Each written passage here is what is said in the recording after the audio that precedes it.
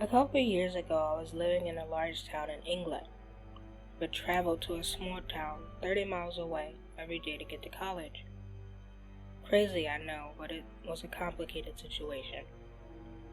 I used trains as my main form of transportation to get to and from college. On a Wednesday in October, I got a train home at 8:14 p.m. I had to change over to another train, but had to wait 30 minutes for the second train to arrive. There was free Wi-Fi at the train station, which I used as I ran out of credit. At this point, it was pitch black outside, and no one was on my platform. When my train arrived, I hopped on and put my bag down at a table seat. I went back to the entrance of the train, at the end of the carriage, in order to get Wi-Fi on my phone to let my boyfriend know I'd be on a train and couldn't talk. A rather plain, indistinctive man approached and asked me, "Does this train go to London?"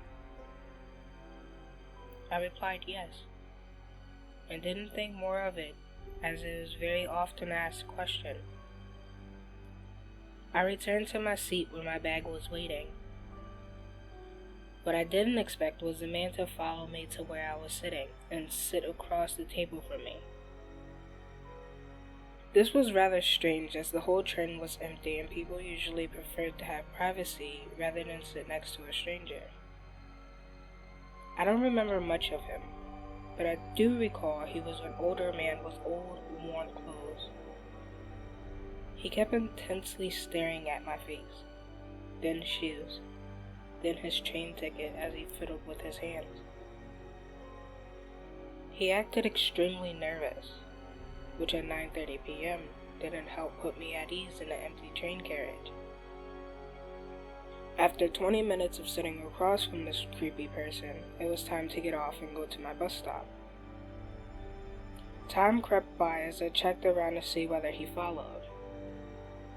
For what felt like 5 hours of waiting and looking around, the very same man came out of the platform behind the main station building. At this point I froze, and considered what my options are, as I was very much alone, and the street light above me was broken, and created a large area of darkness around me. There were hotels and restaurants further up from the station, but I had asthma, and if this man meant harm, I'd no doubt run out of breath before I got anywhere close to them. I checked my phone, but it had died, so my mind was racing and my heart was too. I was panicking as he was closer now, and was heading towards my bus stop. I don't know why, but I was sort of stuck and frozen in panic mode when he looked at the train times, which were 5 inches from my face. I could smell BO, and I just wanted to melt into the floor so he could leave me alone.